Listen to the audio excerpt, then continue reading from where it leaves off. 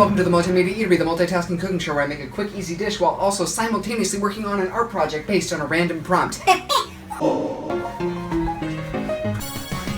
Today we are making an egg salad sandwich, something that I used to think was really disgusting as a child, and then I grew up. We're also going to be doing a painting based on a prompt that I'm going to go get right now.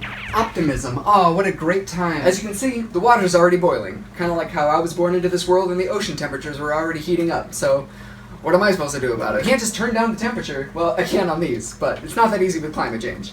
I bet God has a temperature dial, but he's not going to turn it down because of you. You know what you did. You coveted your neighbor's ox, which is a mean word for his wife. First thing I'm going to do is boil the eggs for exactly 7 minutes, and we're almost done now. We're 15 minutes on the clock to do both the egg salad sandwich and the art project. Go. Okay, so the next thing you want to do is put your eggs in some cold water. The water shouldn't be too cold. You don't want to freeze your eggs. That's an expensive and unnecessary medical procedure. Okay, we're going to start our optimism painting with a cup.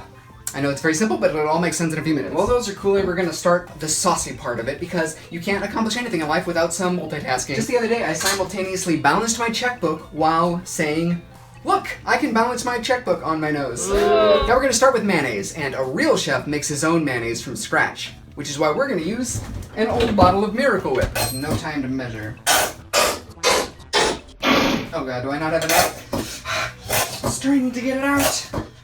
Just like my art, it's like forcing it through a tiny hole into a little bowl.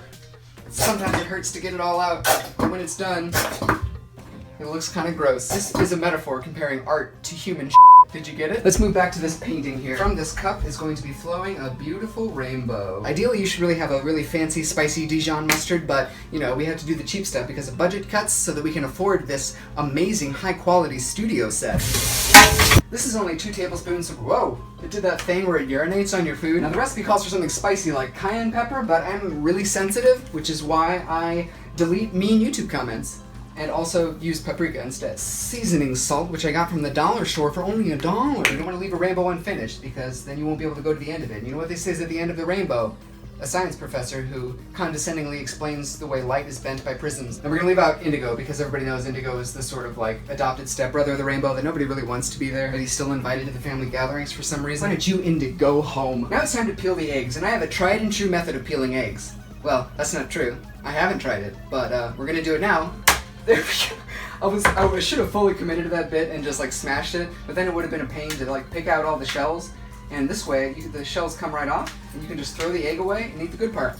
We're going to do the final phase of the rainbow, and then I'm going to try to explain to you what this piece of art means. Basically, this represents chemical happiness. So whenever I used to have a lot of caffeine, I would say that it gave me a feeling of like synthetic optimism. Basically, I would have a Mountain Dew or a coffee, and I would be like, you know what? Things are generally okay with the world. Even if my life is crap, I'm feeling better than I was a few minutes ago. So this represents just that sort of chemical happiness in general, whether it be coffee or alcohol or some sort of chemical mind-altering thing that makes you happy. All the beautiful parts come out. Now to chop the eggs, but you have to be very careful not to cut your fingers, so you gotta use the chef method where you tuck your fingers in like this, but that's not safe enough for me. I like to go even further than that and cut using the entire top part of my hand. Now to the sauce, we're going to add vinegar for a little bit of acidity. Now the recipe calls for malt vinegar, but I don't have that, so any kind of acidic liquid should do, like a household cleaner. What we're really going to use is rice vinegar, maybe? Tiny little dab. Oh god, this is going to be hard to do. Okay, now to make this egg salad sandwich even healthier, we're going to add a little bit of chopped spinach. And I don't think my last chopping method with the wrist was safe enough, so we're going to take it a little bit further. There we go. Just make sure you get all the valuable extremities out of the way. We're also going to chop up some red onions. Did the food naming people not know colors when they named onions? That's purple. Were onions invented before the color purple? When did the color purple come out? Did it win an Oscar? Did I see the color purple? I think I cried at the end. Just like I will when I chop this onion. Full circle. Let's break bread together. Breaking bread is my favorite show.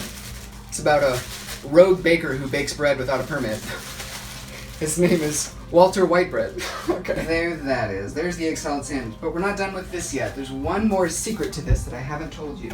There is our finished egg salad sandwich and our optimism, liquid optimism coming from a beverage painting. In 5 seconds to spare, can you believe it? Be sure to like, share, tell your mom all about the good person you turned out to be. You'll be lying, but at least you'll be happy to hear it.